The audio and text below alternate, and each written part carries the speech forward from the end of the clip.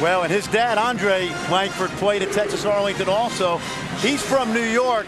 Keith still has the New York accent, Dave. Neil Doherty, a longtime assistant at Kansas. One of the other reasons this game was set up, he told his team, play like you dance when no one's watching. He wants them to just go all out, have fun against the nation's #1 team as we tip it up here in Fort Worth. And the opening tip controlled by Aaron Miles of the Jayhawks. Now the near turnover there by Langford. And this is what we see from TCU. They're going to pressure you. It's very interesting because both teams are going to be very similar.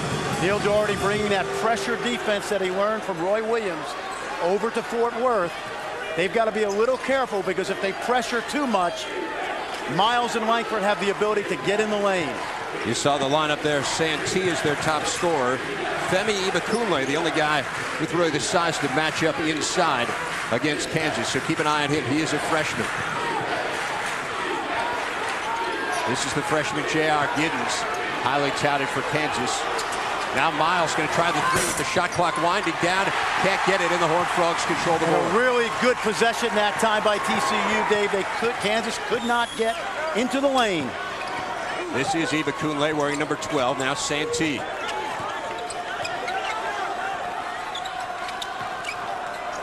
This is Valson. He takes it strong to the hoop, cannot get it to go, and the rebound comes to Langford. Good job that time by Corey Valson attacking the basket. Langford for three, got it! Keith Langford not known for the outside shooting, but he hits that one. Well, he's got the ability to drive into the lane on anybody in the country. When he knocks down the long-range shot, that makes him even more dangerous.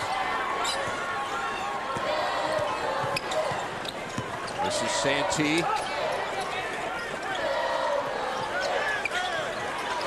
Nucleus Smith wearing number 1 for TCU. On most all-name teams in the country. Now there's a foul down low, and it's going to go against Ibakunle. Well, he's a freshman. He's aggressive, a little bit raw, not really a solid offensive player yet.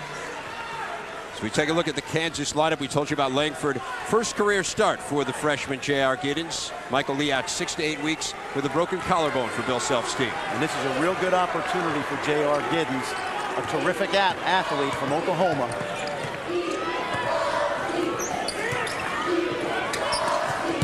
Miles pounding it inside, off the rim and out from Wayne Simeon, but the rebound for freshman Padgett. Now a three on the way from Giddens, and he hits that one. One of the things he does really well, J.R. Giddens, he's probably Kansas's best outside shooter. He'd gotten off to a 1-for-7 start from three-point line. That bodes well. Now Nucleus Smith has it rejected, but they're going to call the foul.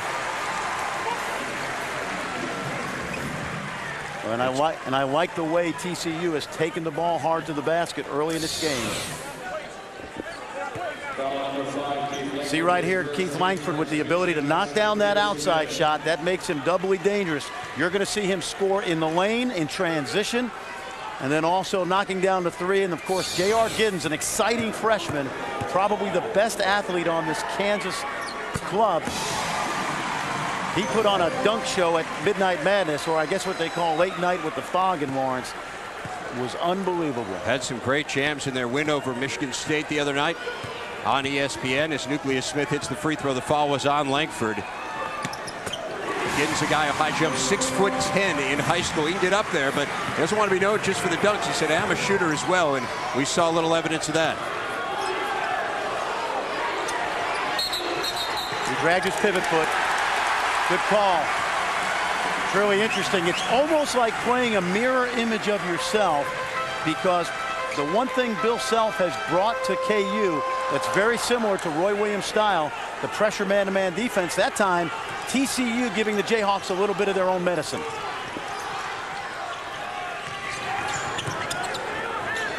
Now the three on the way out of the corner, no good. It was Aaron Curtis with the miss there. Miles spinning into the lane, such a good penetrator, but he has it rejected by Curtis. Now TCU wants to run. Curtis into the lane, got it. Oh, that's a pretty move. He kept it, no one stepped in front. He was able to get all the way to the rim.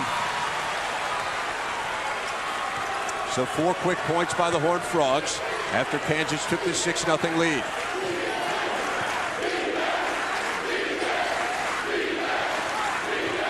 inside Simeon, and he is going to be a tough matchup for these guys. And that was a great back screen that time. That freed Simeon at the basket.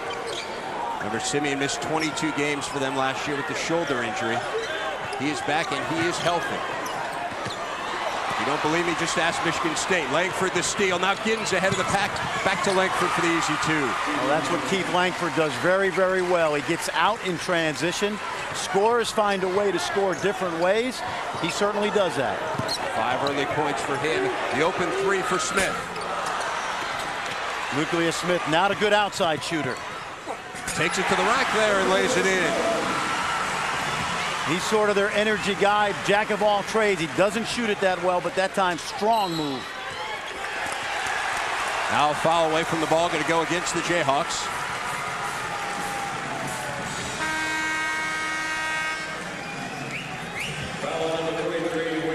Bill Self obviously not happy with the call. Goes against Wayne Simeon. As you get a good look at Neil Doherty. It's been a tough 24 hours for Neil Doherty. A lot of emotions. He's recruited a lot of these Kansas players. And there's not a single player who's playing for Kansas that he didn't either coach or have at least some role in their recruitment early on. Chinweezy has a block, but it's going to stay with TCU. And we are taking a timeout. Coming up, we'll tell you about the blue blood running through both of these coaches. That is next as we continue here from Fort Worth.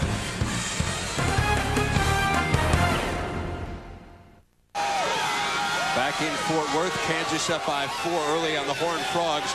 We told you about a tale of 2 coaches here. Bill Self was an assistant for 1 year at Kansas, Final Four team under Larry Brown in the 85-86 season. As for Neil Doherty, 7 years with Roy Williams right alongside the coach. There you see him there building up this great program that has been to 2 straight Final Fours.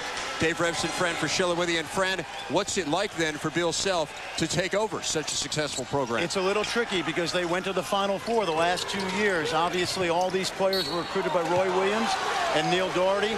Bill Self successful in his own right, but he's got to manage, an awkward situation because they've got to get to know their new coach, the KU players. He's got to get to know them. It's been a good transition so far.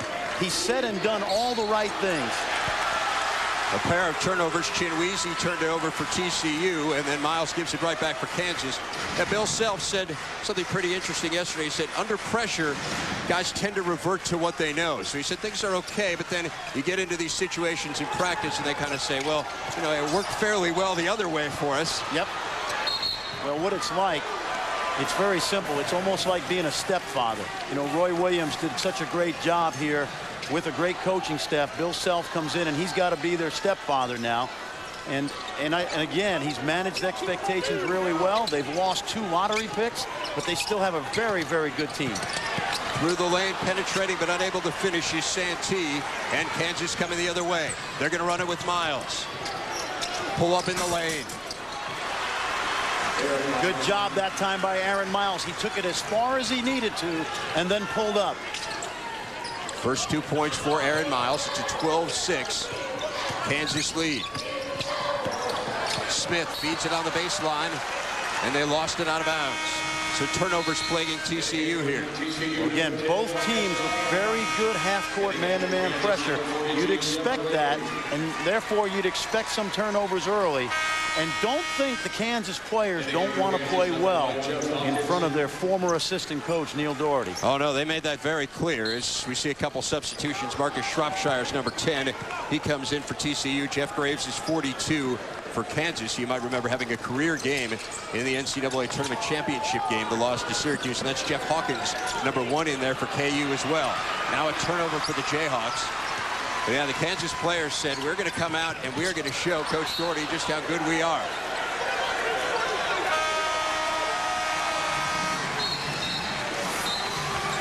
And, you could even see a little bit of jitters from KU.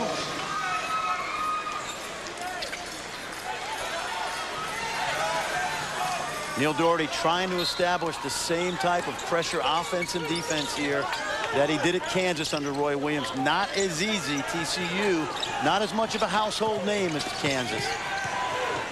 He become a little bit more of a household name with the football success this year. There's the block, and that's one of the things that Graves does so well. Now Miles in transition. Beautiful spin move by Aaron Miles. Again, he got in as deep as he needed to and was able to spin off the pressure. Santee trying to answer. Off glass, that was pretty. Corey Santee, one of the top guards in Conference USA. He has to give Neil Doherty offensive punch tonight from the point guard spot. Former runner-up Mr. Basketball to Kevin Torbert in the state of Michigan. Hawkins going to shoot the three. Can't get it to go, but Graves is there. Jeff Graves, who started a lot of games last year, especially after Wayne Simeon went down with the shoulder injury. He comes off the bench now.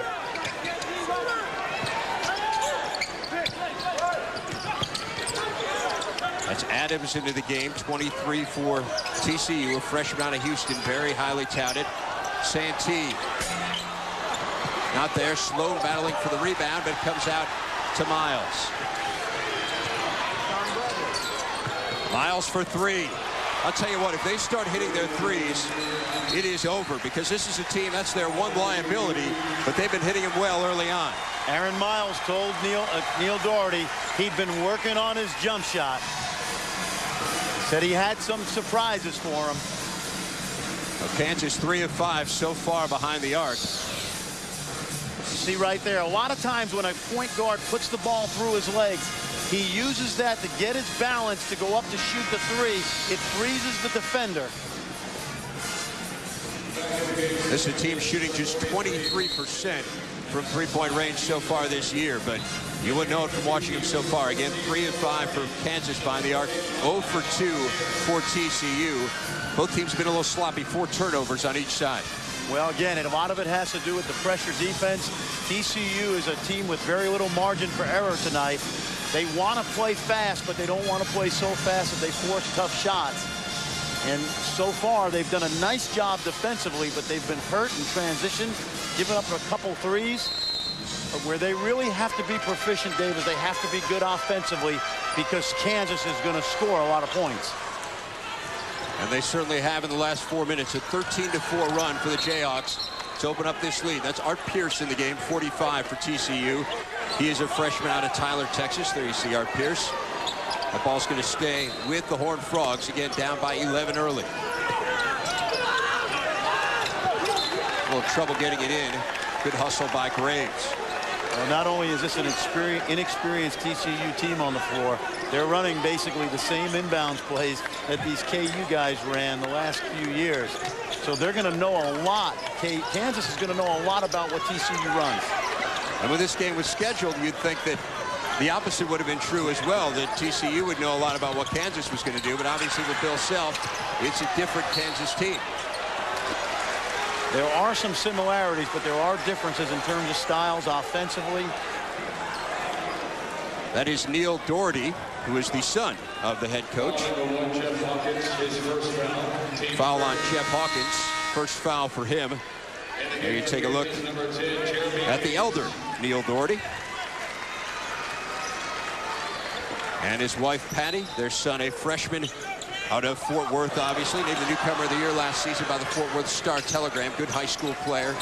The same high school that Keith Langford attended. That's exactly right. North Crowley. Their coach, Tommy Brackle's here tonight. Plenty of time to shoot for TCU. Shropshire, they get it in the corner. Adams. Well, you look at this TCU team right now. They've got 3 freshmen on the floor, a sophomore, and a junior transfer. And that time, Blake Adams, one of the top high school players in Texas last year, nails the 3.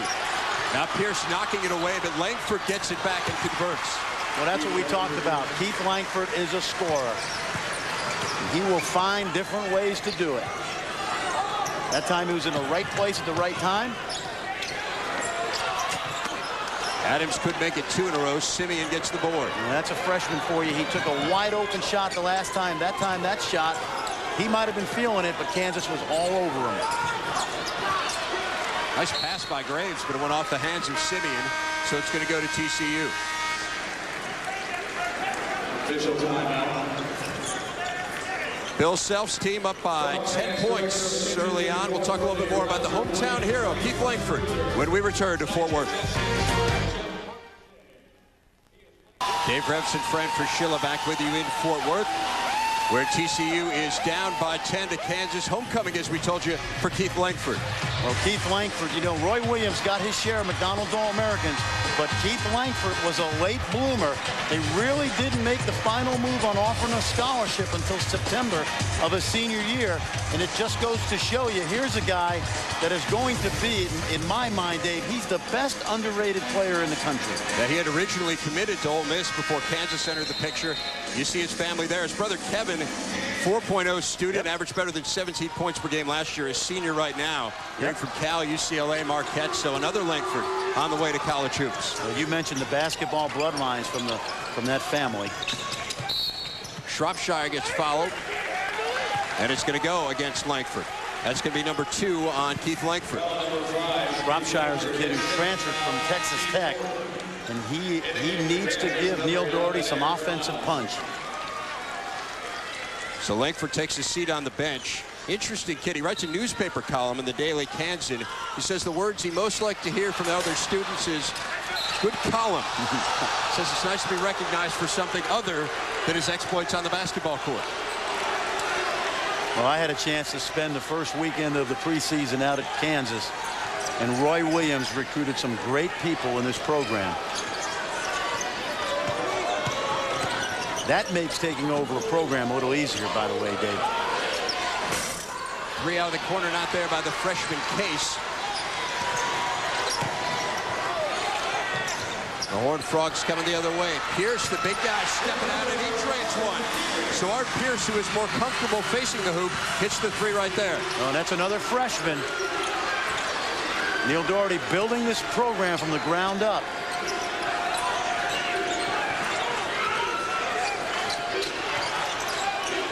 Case tries to lob it down low to Graves. It goes off his fingertips, and TCU gets it back down just 7.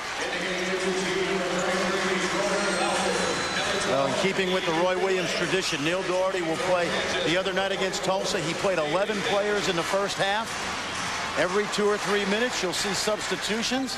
When you play pressure offense and pressure defense, you've got to keep fresh people on the floor. Yes, Iba Kunle back in there. And that is a good call. Iba Kunle stuck his right arm out to ward off Padgett, and you cannot do that. That is 2 fouls now on Femi Iba Kunle. Don't forget the ACC Big Ten Challenge presented by 989 Sports tomorrow on ESPN 7 Eastern. It's Indiana and number 16 Wake Forest. Then at 9 p.m. Eastern, number 11 Illinois and number 10 North Carolina, also available in ESPN HD. That is Bill Self's old team against Roy Williams' new team. So some real intrigue for fans watching this game. What do you think of the odds that Roy Williams is watching this game right now in Chapel Hill? I have to believe they're relatively high. They try to run some high-low right there to Simeon. And he stepped on the end line. TCU has done a very nice job of playing half-court pressure defense. They've gotten caught in transition a couple times. Couple open threes they gave up, but otherwise they've been very solid. 7th turnover for the Jayhawks, as you saw. Just 5 for the Horned Frogs. Valson, jump stop, kicks it back out. Now it's knocked away, so that's turnover number 6 for TCU. They played too fast that time. Will go to the stripe as the foul goes against Marcus Sloan. But when you turn the ball over in the half court, you don't give your team a chance to really adequately get back in transition. That time, Padgett, taking advantage of the turnover, turned and ran the court and got himself 2 free throws. TCU's got to slow down a little bit on offense. Shropshire tried to make the home run play, get 7 points back all at once, and you can't do that against a team like Kansas. One of the things that Neil Doherty said yesterday in practice is, hey guys, keep the lane clear and burn some clock. And that is not their typical strategy. I mean, this is a team that wants to get up and down, but he realized, hey, we've got a talent deficit. That's right. And what you have to do if you're TCU, you have to get a great shot every time down. So you probably have to be a little more cautious with the basketball than you normally would be if you're an up-tempo team playing against a team the strength of Kansas. Padgett missed the first one, but the McDonald's All-America hits the second, so his first point of the game. Padgett is very good in Kansas's high-low offense. He's a good fit. Guy who had committed and was in the fold when Roy Williams left. Bill Self able to keep all the Kansas recruits. Shropshire travels it home. Well, that's a big look by him. He had a tough night against Tulsa, couldn't knock any down. That time, Neil Doherty needs some more of that. Now the steal, and Chinweezy gets fouled by Wayne Simeon. Second foul on Wayne Simeon, so a couple of the key cogs in foul trouble for Kansas as Langford and Simeon both have a pair. Well, Chudy Chinweezy's a guy that is he's in his sophomore year. He was Neil Doherty's first recruit, plays with a lot of energy, and that time he jumps the passing lane, gets the steal, and gets fouled. And Neil Doherty talked about recruiting Chinweezy. He said he was his first recruit. He said he didn't have 4 chairs that matched in his office. He was too embarrassed to bring Chinweezy on campus, so he went and recruited him. And this is Chinweezy backing in right now. Has it rejected by Padgett. And the Horned Frogs temporarily kept it in, but now it's going to go to Kansas. And to finish up that story, though, Chinweezy committed without ever seeing the campus. But things are turned around here now at TCU. Doherty's got some great new facilities. Well, they got a practice facility, $6 million that'll open in the springtime.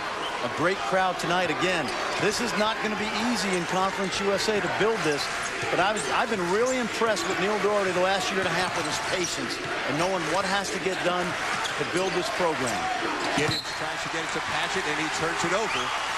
So turnovers continue to plague the Jayhawks. Well, remember now, the Jayhawks have some young players out there now. In Giddens, Padgett, 2 freshmen. Hawkins, a guy that didn't play much. Hawkins going to get some added playing time with that injury we told you about to Michael Lee. Shropshire hits another one. Marcus Shropshire, 2 straight threes, 6 points now for him, and all of a sudden we have a 2-point game. We talked about being proficient in the half court, getting good looks at the basket, not forcing shots. TCU has done a reasonably good job of that, and that's why they're within 2, Dave. And Shropshire, a guy not intimidated by playing KU. He scored 13 against the Jayhawks a few years ago when he was at Texas Tech, and Roy Williams said he was one of the best freshmen they'd faced. Well, he did a great job of reading the screen here. You see, he gets behind the screen. He's able to get his shot off and get into rhythm before Hawkins can really react. And when you play good teams, coaches talk about shooting uncontested shots and staying away from contested shots. But against good teams, you have to make semi-contested shots because Kansas is not going to give you much easy. That time, Shropshire making a pretty tough shot, but he was in rhythm, got a good look at the basket. As we told you, Shropshire, a transfer from Texas Tech. Did play 1 year under Bob Knight, but he said he just didn't really fit into the system. He wanted to play a little bit more up-tempo in the guard play, and felt like TCU was a better fit for him. Well, and he's close to home now, South Grand Prairie product. Alley-oop to Nash, another guy who's close to home. A homecoming for him as well, a native of Carrollton, a suburb of Dallas. Good teams run good plays and off the timeout, and that time they set up an easy lob. Santee can't get it to go. Nucleus Smith the rebound, batted away, but it comes back to Shropshire. Well, and even though you got to like Shropshire's aggressiveness there, you don't want to be speeded up by the Kansas pressure. He got a break right there, causing the foul. It is the second foul on Hawkins. Hawkins has 2, Simeon has 2, Langford has 2. It's a 4-point game. Back in Fort Worth, the newly minted #1 team in the nation, the Kansas Jayhawks, on top by just 4 over TCU. And there you see the new ESPN USA Today Coaches Bowl. Kansas #1, Connecticut dropping just to #4, Fran, after the loss to Georgia Tech, and a convincing loss of that. And Georgia Tech nowhere to be found in the top 10. Well, Georgia Tech's 15th, Purdue beating a good Duke team, and Alaska's 21. And I like polls because I think it creates excitement early, but I don't see why you should only drop 4 spots if you lose a game. I think Georgia Tech should be in the top 10 right now. Purdue should be in the top 10. Well, I tend to agree with you. I mean, early on, if 2 teams have met head-to-head, the records are very similar. What's the point of the polls? No question, Duke and Connecticut will be very, very good all year. But if you're not playing well early, reward the teams that are. Shropshire now the pull-up. Can't get it to go. Gets his own rebound, though, and then they lose it underneath. Now, the one thing, though, that is different, obviously, in college football, and there's so much talk about the BCS right now, the polls really matter in terms of where these teams end up. Obviously, in college basketball, it's for conversational purposes only, but still, I think you got to reward the teams. Yeah, Texas is an excellent team. Stanford right now is playing good basketball. Hawkins.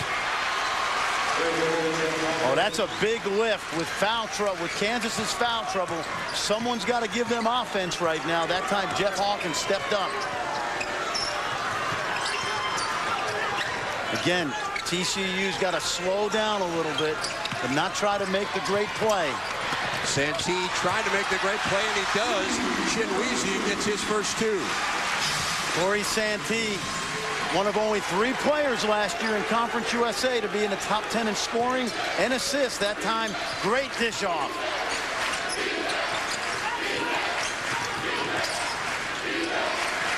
Giddens. They can't leave him that open. Boy, that is a big lift. Again, he came in 1 for 7 from 3 on the season. He's got 2 threes tonight. Now Chinweezy again has it batted away, and it's going to stay with the Horned Frogs. And again, Marcus Shropshire's got to slow down just a little bit now. Every time he's got the ball, it's like a hot potato. You don't want a guard who keeps both teams in the game. It's kind of that fine line, though. It seems like you hit a couple, you feel hot. No question, especially in this atmosphere. They're playing with a lot of confidence. He got away with a moving screen there. Slow and alertly lets it go into the backcourt. And TCU will reset.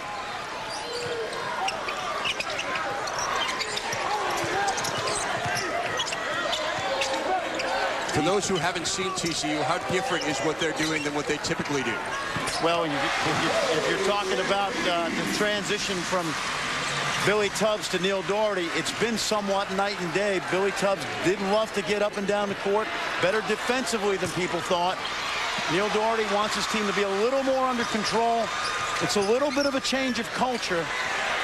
Santee has now hit 2 in a row. 7 points for Santee. And again, TCU making a bit of a run, and it's a 3-point game. Well, and he got a wide open look off the break. And you talk about playing fast in transition. A good shot if you're wide open. Nash gets 2 more. That's a great look by Jeremy Case, the freshman. Case, another freshman out of Oklahoma, along with Giddens. In fact, he was the leading scorer in Oklahoma 2 years ago in high school, and Giddens was second. Shropshire. Again, tough shot early in the shot clock. There's a fine line there between being more patient and being aggressive. Miles fouled on the way to the hoop. It's going to go against Corey Santee. That's the first on him. You know, you got to like the energy with which TCU plays, Dave. They play hard. They play aggressive. They're going to make mistakes. They turn it over. Just 14 fouls so far for Neil Doherty's team, Fran. But it's a young basketball team. Hawkins trapped in the corner, and he turns it over. Well, that's the famous trap in the corner versus the Roy Williams, Dean Smith trap. KU practiced against that today, and they still turned it over.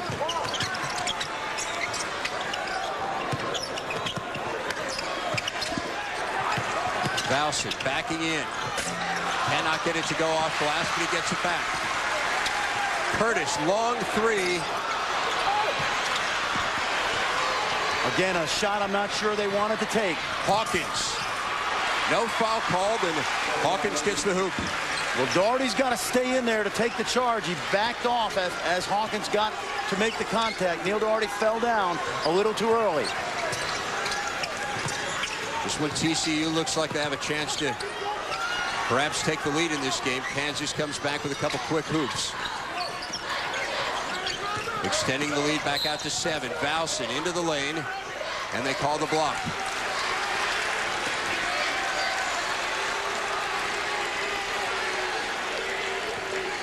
And don't forget the ACC Big Ten Challenge presented by 989 Sports continues tomorrow, 7 p.m. Eastern Time.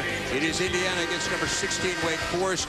Then at 9 p.m. Eastern, number 11 Illinois and number 10 North Carolina in ESPN HD. The Big Ten's never won this thing. 0-4, got off to a tough start tonight. Northwestern losing to Florida State. Is this the year the Big Ten breaks through? Well, unfortunately, that Purdue win over Duke doesn't count up in Alaska. You know, talking about transitions, Bruce Weber going through the same type of transitions that Bill Self is at Kansas. Taking over at Illinois. He's got a good club led by D. Brown. Exciting point guard. D. Brown is about as fast as they come with the basketball. That foul, by the way, was on Bryant Nash, his first. 17 fouls on Kansas. So TCU in the bonus. Valson hitting them both. It's a good test for Kansas, Dave. First game on the road this year. And you see how deep TCU is now. They're in the lane. They're packing it in. The solution to beating that is hitting some threes. Kansas has done that early, but Giddens missed that one. Still the Jayhawks 5 of 10 behind the arc early on. Nice spin move by Curtis. Junior college transfer from Juan Morris. He's from Dallas. His mother is my FedEx lady, and he delivered that time. He was on time with that one. Graves cannot get it to go, but he draws the foul. Well, she's been talking him up, hasn't she? Well, you know what? I talked to her last week. She was delivering me some videotapes. Aaron Curtis from Juan Morris played for Dale Dotson, really good coach. Neil Doherty's really happy with him. He thinks he's got to play better defense. And I told his mom, if he works as hard at his defense as you work at delivering FedEx packages, he'll be okay. There he is out of Grand Prairie, Texas. Played at South Grand Prairie High School. It's interesting. You talk about TCU. You mentioned the local, you know, the towns. 11 of these kids are from Texas. 7 of the first 8 Neil Doherty recruits are from Texas. That bodes well. Graves hits 1 of 2. He and Shropshire were high school teammates, in fact, at South Grand Prairie. So Graves gets the free throw, but it is just a 4-point lead for the nation's #1 team. It's coming up at the half. History in the SEC as far as college football coaching goes. The Huskies show signs of life, and the Marquette Golden Warriors make a statement as the Irish shoot themselves in the foot. And TCU has got a little speed that Kansas doesn't realize, and a little foul trouble with Simeon Langford. A couple minutes left, folks. We'll see you at the half with all the headlines. Okay, guys, sounds good. We're looking forward to it here. We have a great game, 35-31. The #1 team getting a battle, as Digger alluded to. Fran, what's going on here? How's TCU hanging around? Well, this is really tricky. You got a TCU team. Kansas is spooked a little bit because everything that TCU runs, Kansas, they know the offense. It's like playing a mirror image of yourself because Neil Doherty's system is exactly the same as most of these kids are used to. Remember, they've only been around Bill Self in practice and in games for a little bit over a month. And so what they're facing tonight with the pressure defense, with the ball movement, is a mirror image of themselves. And I think it spooked them a little bit. And, of course, Kansas has got to go to its bench, young players, and TCU's done a nice job of hanging around. Now Pierce. Well, Pierce got fouled, and they didn't call it. No, they did not. He got tackled from behind. They're going to give it to Kansas. Actually, it's going to stay with TCU. And Gary Patterson, the football coach here at TCU, would have been proud of that tackle. He'd like Pierce. But you see this offense right here? Kansas knows this inbounds play. Most teams in the country call that the Kansas play. If I would have told you that TCU would be giving up 67% shooting to Kansas, the Santee misses, and still be down just 4 with 3 minutes to go in the first half, you'd tell me I was crazy, wouldn't you? Except for the 10 turnovers, which has kept TCU in the game. But you're exactly right. When Kansas takes care of the ball, they've been proficient. But the pressure defense that TCU has brought, and now they go to a little bit of a zone here. And Hawkins, a near turnover there, does a good job to save it. Now Miles, good penetration, but he threw it away. Ball on the floor, and they're going to call the hell ball. So that will go to TCU. Well, Miles has always done a good job of getting into the lane, leaving his feet, and making plays. Most coaches don't like that. He gets away with it most of the time. But that time, Art Pierce, with a good job of sticking his hand in the passing lane, makes a good hustle play. Well, this is not a number that's going to make Bill Self particularly happy. 11 turnovers, just 7 assists so far for the Jayhawks. Well, it's interesting. They came into the game 36 assists, 34 turnovers. That's not great. So they've had a tendency so far to turn it over a little bit in their first 2 games. We've seen that tonight. Good extra pass. Good shot right there out of the corner, but it just wouldn't go for Santee. Now he'll try it again. Same spot, different result. That's a great extra pass, first by Aaron Curtis, and then Chudy Chinwizi, who's not a good offensive player, had the presence of mind to kick it out to the open Corey Santee. And that is confidence when you take that shot twice in a row from the same spot. Already today, Texas Tech has fallen in the Dallas-Fort Worth area to SMU. Could the #1 team of the nation be the next to go? TCU a chance to take the lead. Adams to Sloan, and they slowed up a little bit. Got to get a great shot right here. Sellout crowd coming to life here. And plenty to cheer about. Santee, TCU has the lead. David Padgett didn't show high enough, and that allowed Corey Santee to go north and south to the basket. A dozen points now for Santee. Hawkins trying to silence him, and he does. What a great shot. I'll tell you what, Jeff Hawkins has not been in this situation too often where he's one of the veterans out there. He's made some big plays. Jeff Hawkins now with 7 points. That is his career high, Fran. Well, he's always been a spot player for Kansas, a local kid from Kansas City. There you see Hawkins' foul does go against Graves. Marcus Sloan going to go to the line. It's interesting because TCU really can't score inside. So you really don't need to foul them and give them free shots at the basket. Sloan unable to convert there. Well, he came in this year as a 44% foul shooter, and he showed it right there. TCU back to a 2-3 zone, Dave.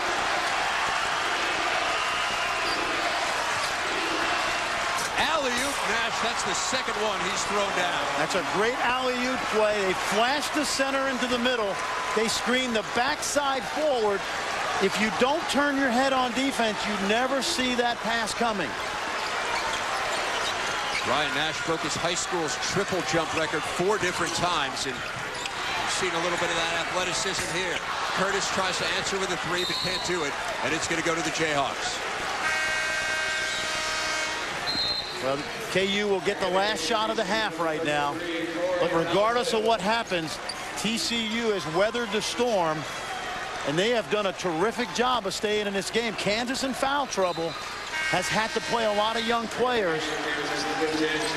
But this crowd will send this TCU team off with a great ovation, I guarantee you. As well they should. A very impressive first half for what is a rebuilding TCU team. And this will help the rebuilding project considerably. And now Case stepped on the sideline. So it's going to go over to TCU, and now the Horned Frogs with a chance. And how much would you wind this one down here, Fran? How long would you hold it?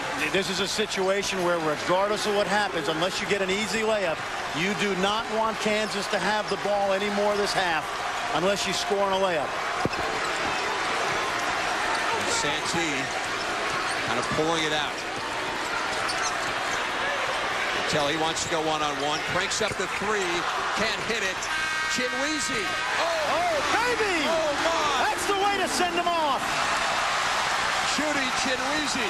You got to be smart enough to know to get the shot off quick, and he did. It wasn't a bad look for Santee. He had to shoot over Miles, but watch Chudy Chinwizi, number 30, 22. Stays alive, gets it up. They'll probably review this, but that basket is good. So the #1 team in the nation finds itself in a close one here in Fort Worth. Let's go to Carl Ravitch and Digger Phelps. Guys? Hi, Dave. Thank you. It said 39-36. It's either going to be 39-38 or tied at 39. It appeared to be a two-point shot, but we'll check the scoreboard in just a sec once they figure out how many points they're going to give them. A very interesting first half. They were dependent, TCU, on threes. Threes, and the fact that they're playing the #1 team in the nation. You just don't want to be #1. This is where Michael Lee, who's out with that shoulder injury for Kansas, can really play in a role like this up-and-down game because he's a junior, he's got experience, and they really miss him. That's part of the depth that's missing for Kansas. But even though when you look at that first half, a 19-8 lead, 13-4 run by Kansas, TCU didn't panic. Their speed, their quickness, their dribble penetration, Kansas could not match up to them defensively. It allowed the threes to go off because the spacing was right, and that's what's kept them in the game. And they just believe that they can knock off #1 like everybody else did last week. Yep, other teams have had success doing it. We'll check on what Bill Self has to do as far as this halftime speech goes. Also ahead of us here, some history in the SEC on the football field. We'll tell you what Sylvester Croom is up to, and we'll get you Kentucky's highlights. Wildcats in action. We will return.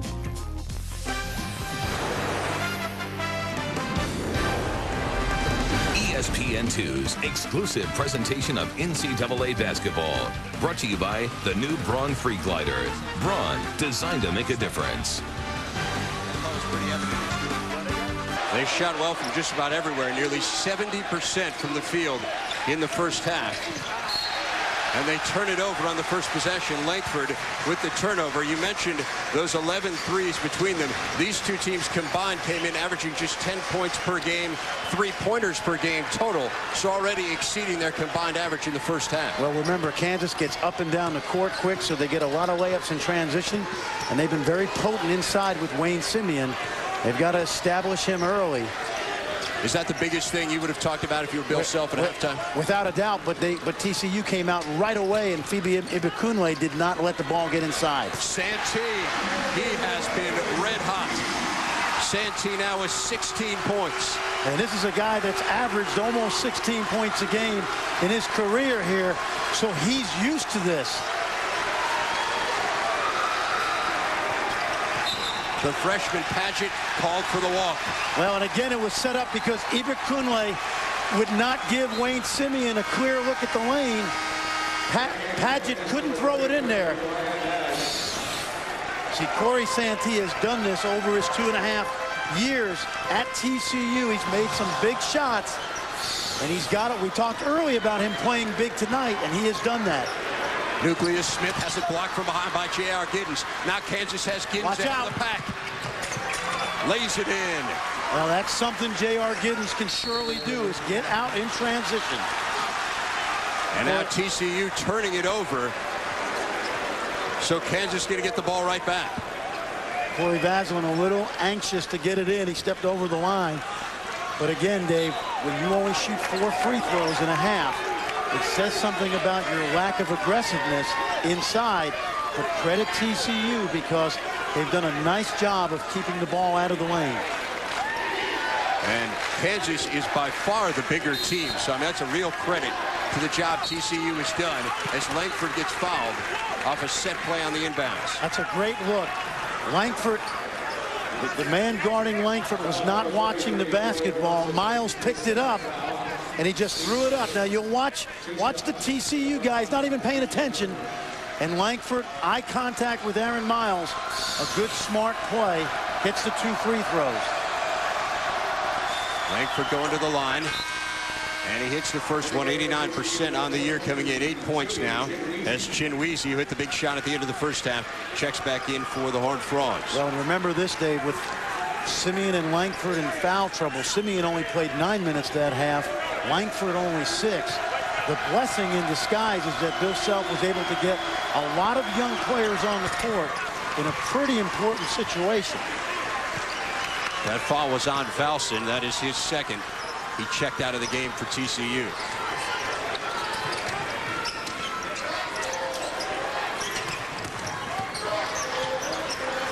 This is Chinweezy backing in on Wayne Simien, showing no fear.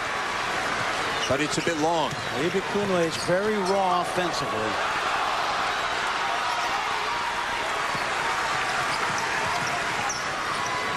Nucleus Smith. Chinweezy. He did a great job that time of using his shoulder to ward off Nash. When you're only 6'6" inside, you got to be tricky around the basket. That time, Nash had no chance to get to the ball because Chinweezy used his whole body to shield him off.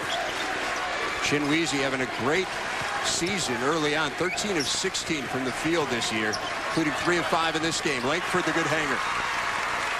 Keith Langford finding a way. He just needs a little bit of space in there. And he has that ability to hang in the air. He gets to the rim about as well as anyone you're going to see in the country.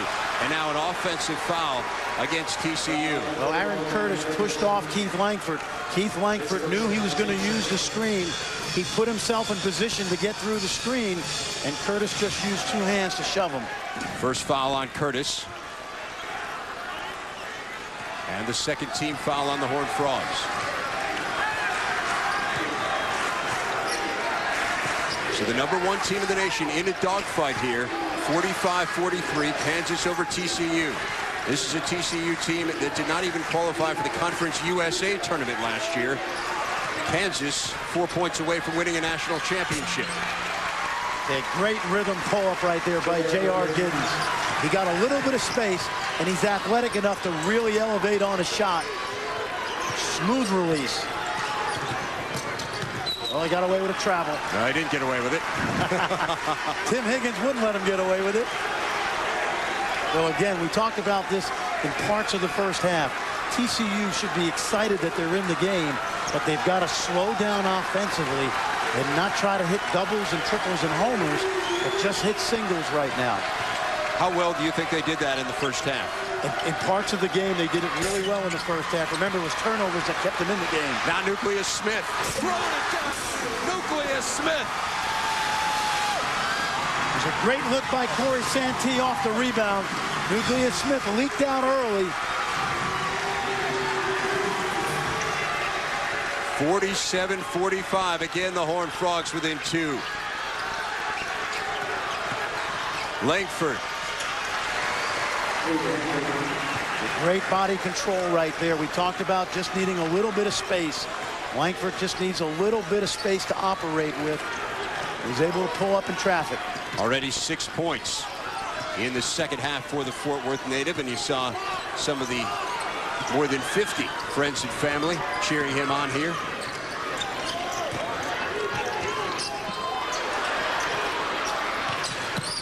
Eva Kunle having some problems underneath and leaves it short.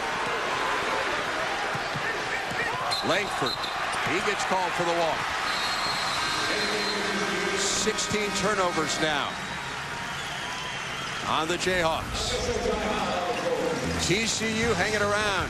Chinweezy, Nucleus Smith, TCU, the Horned Frogs flying high here in Fort Worth as they are within 4.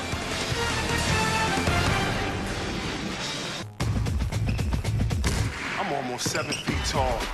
I can put the ball on the floor. I can barely open jumper. I can spin. I can dish. I can run the break. Am I a center? Am I a forward? Am I a guard? Yes. My name is Chris Jermaine Amare. I create confusion. NBA Live 2004 with freestyle. Rated E for everyone. I create with freestyle. Freestyle. EA Sports. It's in the game. They're liking it in Fort Worth, where TCU finds itself within 4 points of the #1 team in the nation, 49-45. And a big reason for that, Fran Fraschilla, the play of Corey Santee. Well, anytime you come in an underdog situation like TCU finds itself in, you need excellent guard play. Corey Santee has had a great impact on this program. Billy Tubbs recruited him out of Flint, Michigan, and that's a town that's produced the likes of Trent Tucker, Jeff Grayer, the Flintstones up at Michigan State. So this guy has played against great competition for quite a while. I was talking to him yesterday, and he talked about playing with Bettine Cleaves growing up and Morris Peterson. All the great players that those Michigan State teams thrived on and continue to thrive on. Well, Michigan's got so many good players that Michigan and Michigan State can't keep all of them home. Here's one that's gotten away and is having a great career. Shropshire. Shot clock at 6. Ball on the floor. And they're going to call a held ball situation.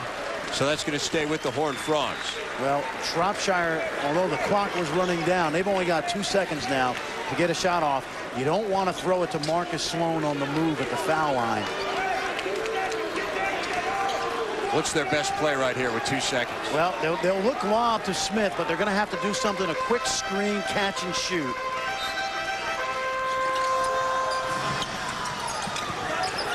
Chinweezy, I don't think he's aware of their 2 seconds. He was not. He's got to know that. You got to have clock recognition right there. Neil Doherty probably told him, but he didn't tell him well enough. The communication broke down. He's just got to get a shot up on the rim. There you see Neil Doherty again in his 2nd year here at TCU, trying to build the program. 7 years under Roy Williams at Kansas. He was also recruited by Mike Krzyzewski to play at Army. Played 1 year for Coach K before Krzyzewski left for Duke. And Doherty himself then left West Point. He said Krzyzewski was really the only reason he was there. Now the steal by Chinweezy. Well, another turnover by Wayne Simeon.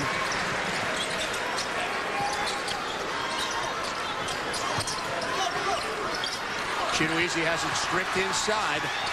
Battle for the loose ball, and this one goes to TCU. Santee, the 3. No good off back rim, and the Jayhawks do a good job clearing. That's J.R. Giddens. That was a good look at the basket that time. Langford thought about the 3, and he gets fouled by Smith. TCU looks to throw it inside, but they don't have anybody that can really finish in there. It's really tempting when the defense is playing behind them to throw it in, but Sloan, Chinweezy really are not finishers yet. More energy players. So the first foul on Nucleus Smith. 3 team fouls now on TCU in the half. Still none on the Jayhawks. Langford, he hits the 3-pointer. Langford, who had 2 fouls in the first half, wasn't much of a factor, but a major factor here in the second half. Now is 16. Well, and TCU went zone the last 2 possessions. That time Langford able to get right into that seam on the wing, knock it down.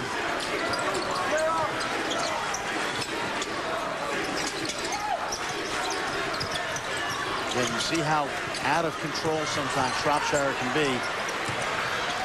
Sets up Santee there on the baseline. That time, great look, great decision. Corey Santee in rhythm, knocked it down. See, the longer this game goes where TCU can stay in the game, the tighter Kansas will be. They know they're #1 in the country. They know that this is their first road game. It's going to be interesting to see how they react. It's interesting talking to Michael Lee today as Langford throws the alley-oop and J.R. Giddens throws it down. And that's the same play they ran in the first half. This time, Keith Langford faked the jump shot. He purposely shot an air ball, and Giddens was in the right place to finish it. Just to finish that thought, Michael Lee was saying he's not playing, as we told you, the broken collarbone, but he said, I don't like being #1. We've got that big target on our back. So I'd rather just kind of hang around 5 or 6. That's fine for me. Well, we talked about it early in the year. It means nothing. I want you to watch Keith Langford here if you can see it. He's going to shoot a jump shot. Giddens is in the bottom of your screen. He's going to shoot an air ball jump shot. Paget with the great back screen on the backside forward. And Giddens is there for the easy 2. Set up by a fake shot and a fake air ball. There you see the numbers for Langford. Again, he had the foul trouble in the first half. 2 fouls and played sparingly for KU, but he's come on in the second half, and part of the reason the Jayhawks have extended the lead to 7. Chinweezy. And it's going to stay with the Horned Frogs. You see Judy Chinweezy and Femi Ebekunle. You like the way I said those? Yeah, that's impressive. You said that just to impress us. They have no point to make. You just wanted to say their names. But they both right now, they're young players. They're not finishers inside. They play with energy, so when you throw it into them, you got to make sure they've got a good look at the basket. Chinweezy will get doubled every time he catches it. Shropshire. Good looking rebound. And going to the line now is the freshman Blake Adams. Adams snuck in along the baseline. No one blocked him out. And he was able to get inside of the defense. One thing good offensive rebounders do when a shot goes up, they get inside the defense and work their way from inside back out. There's no way, therefore, to block them out. Good heads-up play by the freshman. Adams misses the free throw. The first free throw attempt of his college career. Everything has to go right here the next 4 to 6 minutes for TCU, including making free throws. That's something TCU has not done very well this year, as the Horned Frogs came in shooting just 53% from the line. Langford thinks about the three instead. A great pass to Paget. That was a great look because Judy Chinweezy snuck out, tried to cheat out on Langford, left Paget, and that left Paget wide open. This will be a big possession right here, Dave, for TCU. Trying to hang around against the nation's #1 team. The first time a #1 team has ever come into Daniel Meyer Coliseum. For TCU right now, you don't want to have a letdown and be satisfied that you played a good first half. Going to call a push down low on the Horned Frogs. If you were Neil Doherty, and I know you've got a TV timeout coming, but would you call a timeout anyway? I would always take a timeout, regardless of the TV timeout, to stem somebody's momentum. I wouldn't mind calling a timeout if I felt the game was getting away from me, because you don't want to wait for the TV timeout and be 6 points more down. You know, you're down 9 now. You don't want to be down 15 and say, oh, well, we might as well use one. Wayne Simeon going to the line. 16 of 16 from the stripe so far this year. And Simeon makes it 17 of 17. 3 points now for him.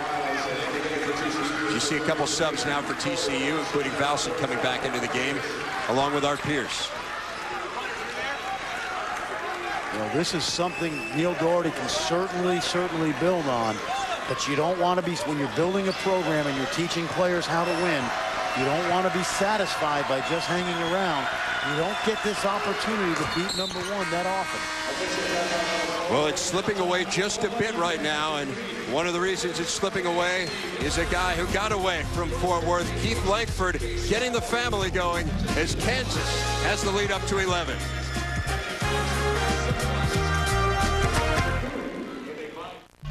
They are ghosts of the gridiron. Their names are legend, and their time has come again. Now, a new generation has emerged as college football's celebration of excellence writes a new chapter. Who will be the chosen few? The 2003 Heisman Trophy presentation presented by Wendy's. Next Saturday at 8 Eastern on ESPN. Check that safe. It's on 2. Ready? Yo, watch the hey.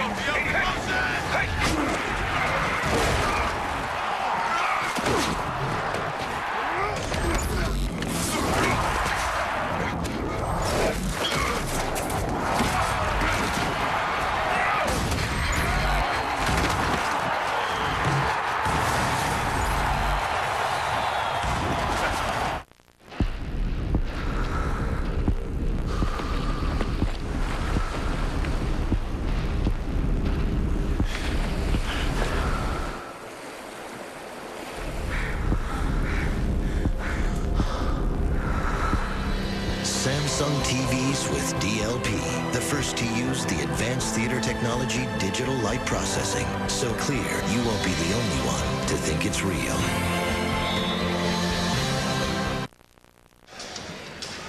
Back at Fort Worth, Dave Refs and Fran Fraschilla, Kansas on an 11-2 run over the last 5 minutes, and it's a local kid who has been the difference, Fran. Remember, they call Keith Langford Mr. March in Lawrence because he plays big in the tournament. Found trouble early, but he's played big here in the second half. Able to knife his way in traffic, scoring, and then the deft touch. No, this was not a jump shot. That was a fake air ball pass, and then a great dish to Paget inside. So far, a very nice homecoming. When you score 16 points, you only take 7 shots. That's pretty proficient. Keith Langford, 2 of 3 behind the arc, as we told you. That is kind of the one knock against him, the 3-point shooting. But he's even doing that well tonight. Well, you talk to some NBA scouts who mentioned that to you, and you know what? He's never had to shoot the 3 here at Kansas. You play with Miles and Heinrich for 2 years, you're going to get transition baskets. I guarantee you he can improve that range and become a good, solid outside shooter. Shropshire inside to Pierce, can't get it to go, but he gets tipped in by Blake Adams. Well, Kansas came out, tried to double team off the dribble, and that created a rotation problem. Good finish on the backside by the Horned Frogs. Lead back down to 9. Simeon, the three-pointer. That's no good. Great hustle, though. Miles on the glass, no. Simeon again. Can't get it to go. Kansas dominating the glass, but unable to convert. Well, a great effort by TCU just to keep that ball alive. Simeon missed the jump shot, and then the bunny inside. He can shoot that shot. He does a good job of following up the rebound. Doesn't finish, but a great effort by TCU as well. 20 on the shot clock for TCU. Shropshire. Now Valson. That is not his shot. He shot 2 air balls on Saturday night against Tulsa. Corey Valson is an inside player. Doesn't need to take that shot. Got a foul away from the ball, going to go against the Horned Frogs. That's on Santee, his second. And you talked about him. There's Neil Doherty, and you see him obviously in a little bit of emotional pain right there. But that was one of the shots, the kind of shots we were talking about. They said this team just can't take. No, especially that early in the shot clock. And again, you want players to play with confidence. But you can get that shot 15 seconds later. Hawkins missing. Kansas really asserting itself on the glass, and Langford hits. Well, we keep repeating that when you're a scorer, you find different ways to score. Keith Langford in the second half has shown us a variety of ways, that time off an offensive rebound. Now a little bit out of control, perhaps, Pierce, but he does draw the foul. Pierce was able to get by Padgett. Padgett pushed off. Langford was in position to take the charge, but before he could get there, Padgett fouled.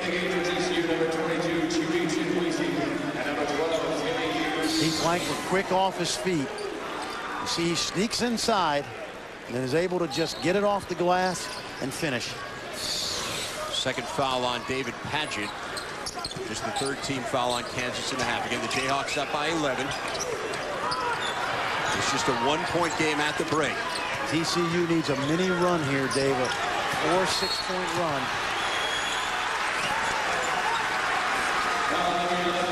That's going to help Aaron Miles committing his second foul. One of the things that's really helped KU, though, is all the guys who came into the second half with 2 fouls still have 2 fouls. Langford, Simeon, Hawkins, none of these guys have gotten any additional fouls here in the second half, Brad. Bill Self hasn't had to go to the young players to rely on as much, with Langford, Miles, Simeon on the floor now in this half. Remember, this is the first game for Kansas without Michael Lee, out 6 to 8 weeks with a broken collarbone. Chinweezy gets it to go. Ibakumle, and he draws the foul. That's what you want out of your big men if you're Neil Doherty. They're not proficient offensive players yet, so what you want them to do is just have their hands ready off the great penetration by Santee. Just be able to catch it, gather, finish, draw the contact, and make the basket. Foul goes against David Padgett, number 3 on him, so they bring in Graves. You don't lose a whole lot when you go to Graves. No, not at all. Jeff Graves is a guy that sometimes gets himself out of shape, but to have him come off the bench is a great luxury for the Jayhawks. Ibakumle converts on the three-point play, a guy who's from Lagos, Nigeria, by way of New Hampton Prep in New Hampshire. So a 60-52 game. There's the zone again. Hawkins, zone buster. Great skip pass. The ball moves quicker than the defense. They found Hawkins on the weak side. A career day for Jeff Hawkins. Santee on the other end. Santee was able to change speeds. It took Kansas by surprise. No one rotated over. He was able to get right to the rim. Again, you see the 2-3 zone. Miles for 3. Way off the mark. That was not a set play. Yeah, that wasn't the alley-oop, huh?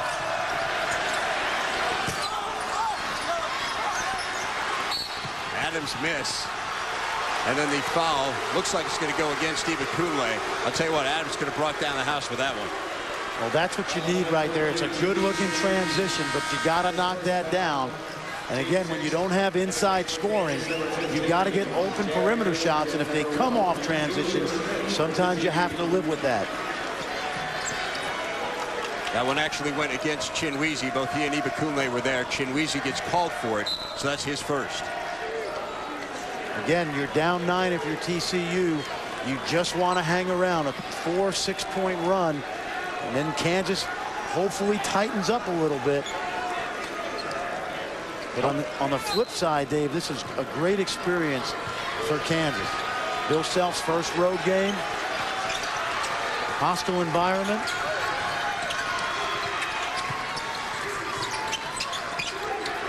Braves out top right around Ibakunle, drops it down low. And they call the held ball, so that one's going to go to Kansas. You talk about it being a great experience for Kansas. It seems to me that both of these coaches can use this as a real teaching tool. I mean, Kansas in a heated game against an underdog opponent. But for TCU, I mean, Neil Doherty, you got to say, look, we can hang around with the #1 team in the country. There's no doubt about it. They played Saturday night against a good Tulsa team. There were only 3,000 people in here. The energy of this building tonight has given TCU a big lift. But they've got to use this experience to keep getting better. Langford. He is tough. You notice he's always under control. He only takes the ball as far as he needs to. He very rarely gets himself in trouble in terms of defenders sliding under him. 20 points now for Keith Langford, 13 in the second half. Here comes Hawkins. And Hawkins going to slow things up. He has 10. Hawkins, a guy who's really struggled early in his career. In fact, he said he's been watching videos of his high school career just to remind himself of how good he can be. Having a career night tonight, 13 points. He has nearly doubled his career high.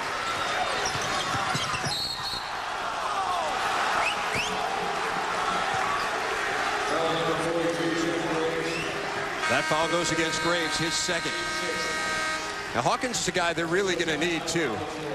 Obviously, with the injury situation right now to Michael Lee.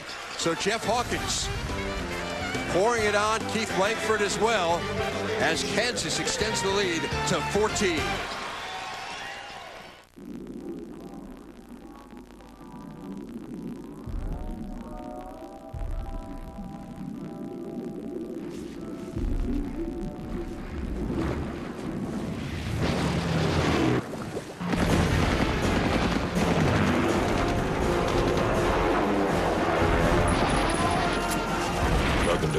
Soldier. Medal of Honor, Rising Sun. Rated T for teens.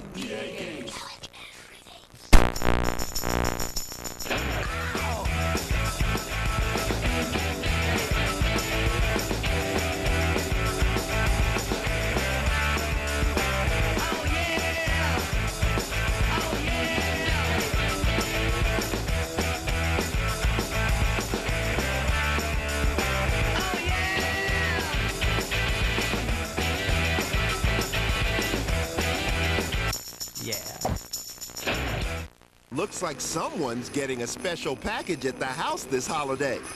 You! Then again, you could just open it up at our place. Ho-ho! It's the church's holiday bundle. 8 delicious mixed pieces with large mashed potatoes, corn on the cob, and honey butter biscuits, all for only $9.99. Or enjoy 3 big pieces and a honey butter biscuit for only $1.99. Church's Chicken. We are back in Fort Worth, Texas. #1 Kansas up by 14 on TCU. It was just a 1-point game at the half, but Kansas extending the lead here in the second half. And as we take a look at our game track, a huge part of that, Fran Fraschilla, is the play of the local hero, Keith Langford.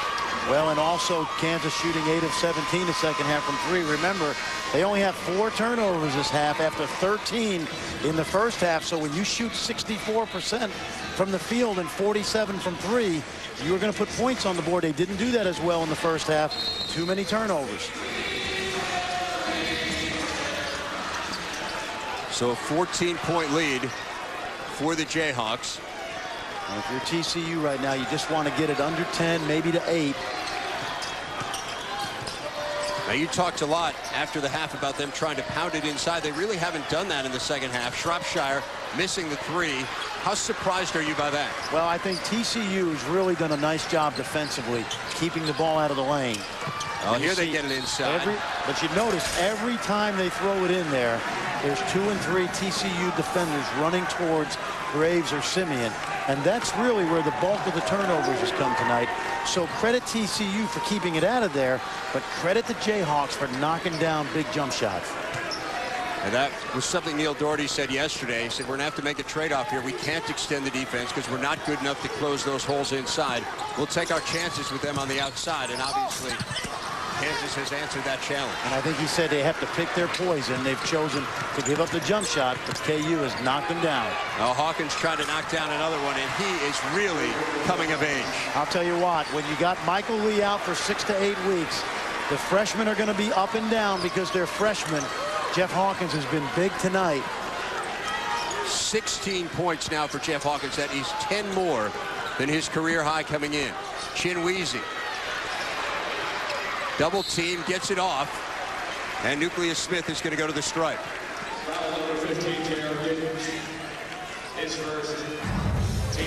Don't forget the MAC championship game comes your way on ESPN2 on Thursday. What a great matchup this is. 7 p.m. Eastern time. Number 15 Miami of Ohio against number 23 Bowling Green. Great quarterback showdown. Ben Roethlisberger, who you see pictured there, against a guy you may not know a whole lot about, but it's really worth watching. Josh Harris, incredible dual threat quarterback for Bowling Green. That is going to be a fun game, and it has been a great year for the Mid-American Conference. Well, I'll tell you, Northern Illinois with a great season under Joe Novak. I'm really excited about seeing Josh Harris. He not only can throw the ball, but he's really quick on his feet, too. He is. They have some great quarterbacks in the MAC. I mean, those two, Charlie Fry at Akron, has been tremendous this year. Young man at Toledo just had a big game. Yeah, Gradkowski, Bruce Gradkowski. There's a plethora of good quarterbacks in the Mid-American Conference. A lot of good teams in that. Not only a plethora, but there's a lot of them, too. On top of that. Now Nucleus Smith off the miss. Spinning. And hit it. Oh, street ball. Good job by Nucleus Smith. Good body control. Able to take it all the way. You just watch the spin. Draws the contact. And is able to hang just long enough in the air to finish. So it's a 14-point game pending the free throws. Kansas trying to hang on here in Fort Worth.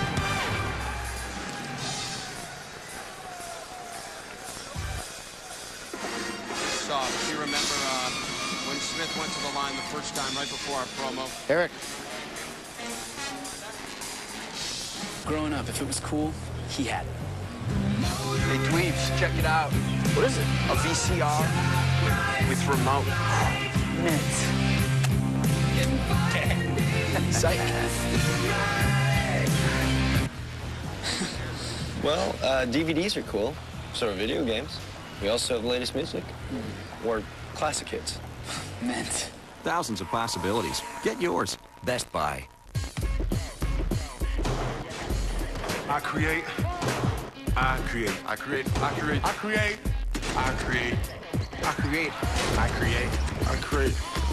I create believers, nightmares, posters, truth. I create with freestyle. Freestyle. NBA Live 2004 with freestyle. Ready for everyone. What do you create? EA Sports. It's in the game.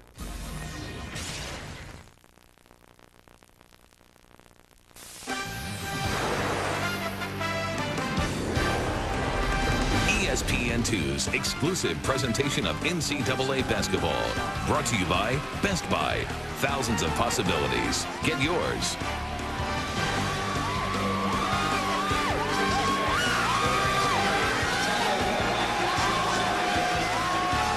Back at Fort Worth, Texas, it is Kansas on top of TCU 71-57. The Jayhawks doing it without Michael Lee as a broken collarbone out 6 to 8 weeks. He is One of their starters started the first 2 games, a 45% career three-point shooter. This is a team that struggles from behind the arc, but they haven't struggled today. And a big part of the reason why is the play of that guy, Jeff Hawkins. Well, Jeff Hawkins came in 0 for 3 on the season. 7.5 minutes a game in his first 2 games. But Michael Lee going down opens up a great opportunity, not only for those freshmen, Jeremy Case, J.R. Giddens, but also a guy who's been here for 2 years now. And Jeff Hawkins has responded tonight. That was a bit prescient, I think, but Michael Lee said today, when I talked to him, he said, I think the guy that's going to benefit the most from me being out is Jeff Hawkins. He said he's a guy, he spoke a lot about his defense and said he's really underrated as a defender, but Hawkins has stepped up offensively as well. And I'll tell you what's important about Jeff Hawkins stepping up is they really didn't have a backup point guard to Aaron Miles. Bill Self played Michael Lee at the point guard spot against Michigan State, but Jeff Hawkins is more of a true point guard, so this will give him minutes on the floor. It'll make him better. Michael Lee is going to come back, fulfill his role when he's healthy, and hopefully some of those freshmen will get some time as well and continue to develop. Yeah, one of the things that Bill Self said is, in truth, assuming Michael Lee comes back healthy, as Nucleus Smith misses the jumper there, assuming he comes back healthy, he said, I think we could be a better team because of this injury in the long run. Well, that usually happens because you have to change roles. More people have to step up and grow. And that, I think that's exactly going to happen. It certainly has paid off tonight for Jeff Hawkins. J.R. Giddens now goes into the starting lineup. He's obviously a young man with a lot of ability. He slides comfortably into that small forward slot. You've got a terrific backcourt in Miles and Langford. So here is Keith Langford at the line. Trying to add to his 20 points, and he does so. And don't forget the ACC Big Ten Challenge presented by 989 Sports continues tomorrow on ESPN at 7. It's Indiana and Bracy Wright against number 16 Wake Forest. Very balanced Wake Forest team. Then number 11 Illinois against number 10 North Carolina. Self's old team against Roy's new team. Should be an intriguing one. Bracy Wright looks like he's fully recovered from that back injury last year. Terrific game against Xavier on Saturday. Needs a little help, though. Not a ton of balance on that Indiana team this year. And George Leach, good inside player, is out indefinitely. See, even though TCU doesn't have scoring inside, Kansas still traps the post, makes it difficult for TCU to throw it back out. And if you're Neil Doherty right now, you just want to continue to hang around. You can draw a lot from this game, but you still want to continue to coach and try to cut this lead, get it under 10. Right now it's at 15. Jayhawks obviously in no hurry.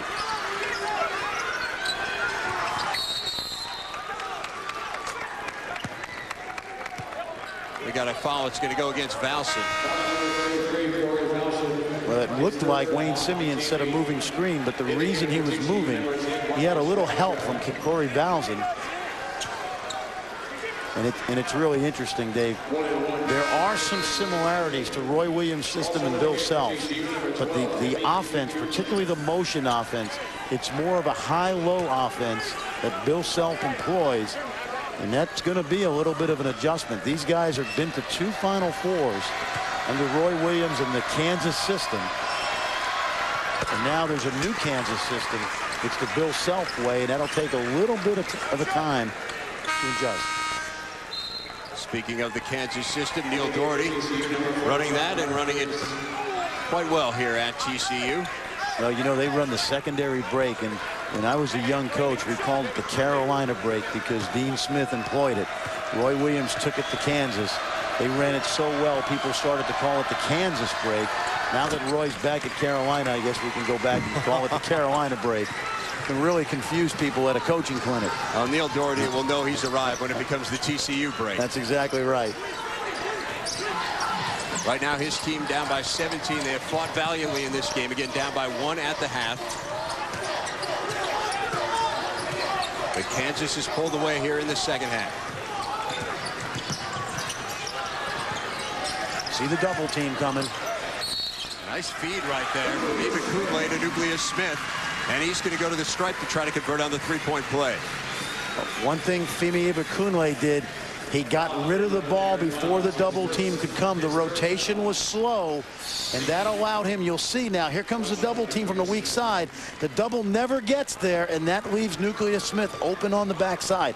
When you come and double the post, especially with another big man, you've got to get there quickly. Otherwise, you're going to leave someone open at the backside of the basket. Good recognition by the freshman, Ibakunle. You can see why he was very highly recruited. In fact, a lot of people thought he was headed for Marquette. He committed to TCU after the Final Four last year, so that's a pretty good get when you consider Marquette was coming off the Final Four appearance. Hawkins. Wow. Holy cow. This is a great night for Jeff Hawkins. Remember, he came in with no three-pointers on the season, and now he's got 5. Has now more than tripled his career high. Shropshire. Shropshire can get it going. That time a good wide open look. Little too much space.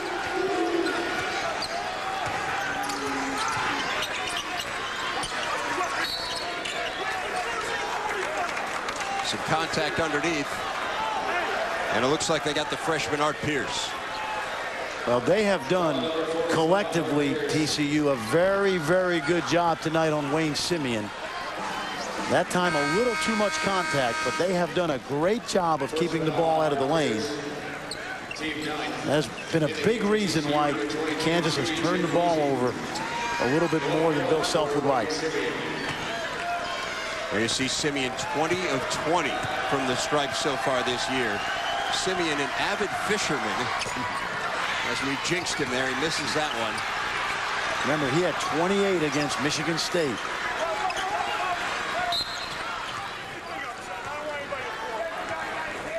He's got a headband on the floor. Simeon was telling me earlier today about his fishing. He said he hooked a big one this summer. We'll tell you a little bit more about this one. It's a funny, we got a big fish story when we come back. Don't go anywhere. It's going to be good. 78-64, Kansas on top of TCU. The Logitech cordless keyboard and mouse. No cords to tie you up, slow you down, or hold you back. Because comfort is a very relative thing. What will you do with all that freedom?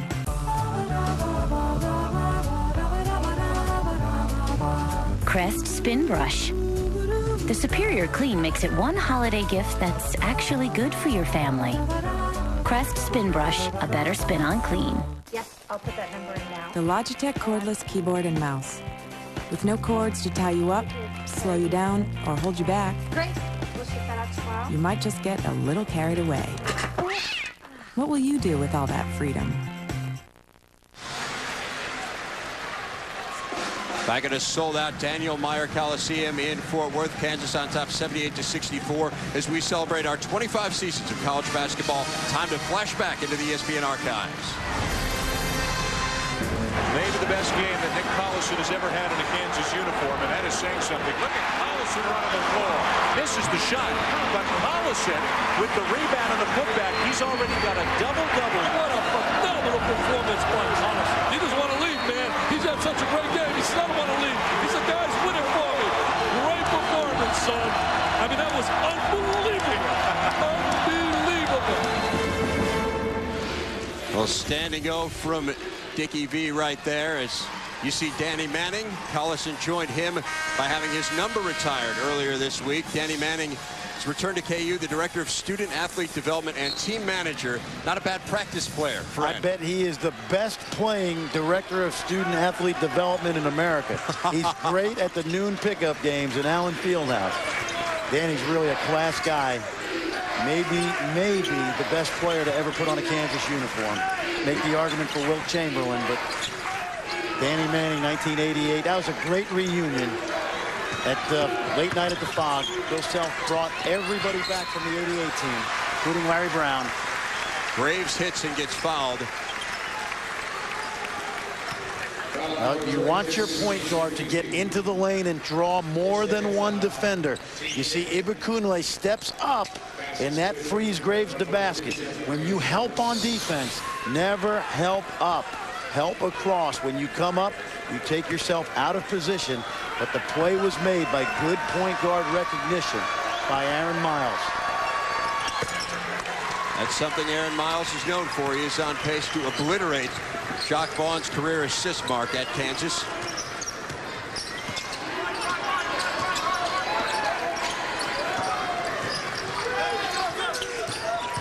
So the lead is 17. A miss by Nucleus Smith, and Kansas coming the other way. And you know what? I want to point out, Dave, Neil Doherty has done a nice job tonight with this TCU team. But remember, Aaron Miles and Simeon and Langford, they all are still very close to their former assistant coach. He had a lot to do with those guys being Jayhawks. And Jayhawks are more than just one coach. That tradition is more than just one coach and one player. It's a tradition that spans over 100 years, going back to James Naismith. Amazingly, he's just the 8th coach in Kansas history, Bill Self. And you mentioned James Naismith, the first and the only one without a winning record. As we look at Simeon, we were talking about that, the big fish story. Simeon was telling me he was in a boat, caught a fish, was trying to reel it in, it capsized. Said he ended up in mud up to about his knees. He said he had to ditch his shoes, so he said there's a turtle walking around right now with a great pair of Jordans. He was real bummed out. And that was the same time that Bill Self had a minor heart attack when he found out about the boat capsizing. As there you take a look at Simeon's parents. Well, I heard the story when I talked to the KU staff this week, and Joe Dooley, who's a former assistant of mine in New Mexico and now at KU, he said that the guy Wayne Simeon fears most is his dad. He said he's really done a great job of raising him, and he's a quality guy. They call him Big Dub. Big Dub for W, Wayne. I was out there for practice the first few days, and they were calling him Dub. I couldn't understand why. Big Dub. He hadn't necessarily needed to be big tonight. Well, you saw Hawkins, one of the smallest guys on the floor, who came up big, just 5'11", ended up with 19 points in this game as he is just checked out for Kansas. Well, Simeon grew up in Leavenworth, Kansas, and of course that's known for, among other things, the federal penitentiary that's there. It's also the hometown of Neil Doherty as Keith Langford hits the three. And Simeon said when you grow up in the shadow of that place, you have a very good idea what not to do in life. Well, you know who else is from Leavenworth, Kansas? Here's Doherty. Yeah, the two of them, both of them.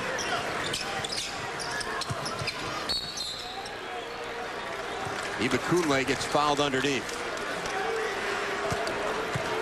Foul number 42, Jeff Graves. It's going to go against Jeff Graves. His third foul. Well, Bill Self will be #1 in the Jayhawks at least till Saturday when they go to Stanford. They actually go out to the pond in Anaheim. I don't know if Josh Childers, Stanford star forward, will play, but Stanford has a very, very good team out on the West Coast this year. Chris Hernandez is healthy. Great point guard. If you didn't like the guys who were on the floor, you've got 10 new ones. There goes Keith Langford coming off to a huge ovation, 25 points. As there you see his mom, Charlene Taylor, again, his first basketball coach, as we told you off the top, and there the hug for his former coach, Neil Doherty. Well, that's really a great moment. Neil Doherty, we sat with him yesterday, and, you know, I have never sat in an interview with a coach where someone was moved to tears like he was, talking about his former high school coach, Roy Williams, the guys here that he left behind at KU. And there were glimpses tonight of TCU basketball being back on track, particularly with this great crowd. Well, he talked a lot about he needs to sell this community on TCU. He needs to make young kids TCU fans. And I think anyone who was here and watched this first half certainly would come away as a TCU fan. You can be spoiled being a Jayhawk because of the great basketball tradition. That's something he's trying to build here in Fort Worth. But this has been a good showing. Well, he admitted, he said, I'm as spoiled as anyone. But he told the people at TCU, you can be spoiled too. I'll show you how to be spoiled. Just buy into my system. NBA Fast Break coming up next. David Aldridge, Matt Weiner. Run down the night's games. We'll also have a nice feature on comebacks with Antonio McDyess. Yep. Playing for the Knicks tonight. Knicks lost in overtime, but it's great to see Antonio back. He's worked a long time. Been out over a year. All the walk-ons on the floor here. They also have Omar Wilkes in there, number 2, son of Jamal Wilkes for Kansas, one of their highly touted freshmen. This is Vincent ahead of the pack. And Vincent, the walk-on from Lawrence, Kansas, gets the lay-in.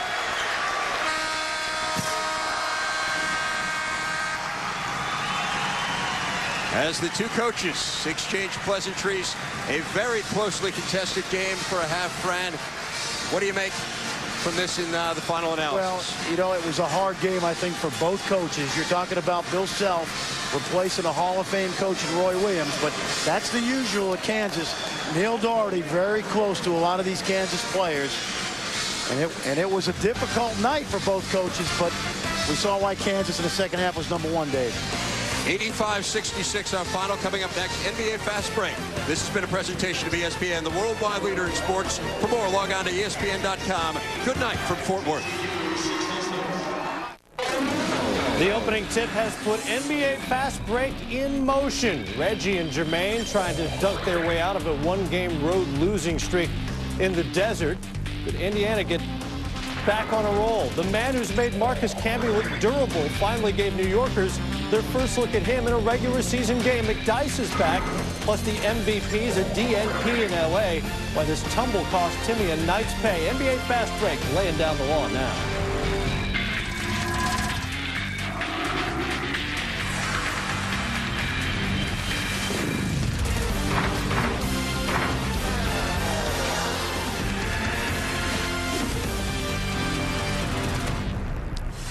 Let's get right to it. No Tim Duncan for the Spurs in L.A. Suspended one game for making contact with an official. First quarter, the Duncanless Spurs. Tony Parker, it's Malik Rose. Marco Yarch pushes it, misses, but Corey Maggette has his back. 30-24 Clips. That's Chris Kaman. He's a rookie. His name is spelled with one M. They would change it up at halftime. Kaman gets the ball, and now he's angry. Hits the jump shot, 36-27. Third quarter, Malik, speaking of angry, oh my, out of the way, Rook. I don't care how you spell your name. You're not stopping that. 52-44 Clips. Fourth quarter, Clippers up by 7. Kaman in the post, having the game of his life. Chris Kaman was out of his gourd in this contest. And the Clippers played pretty well at home. Spurs had beaten the Clippers 20 times in their last 23 games. Clippers lugging a 6-game losing streak into this one. And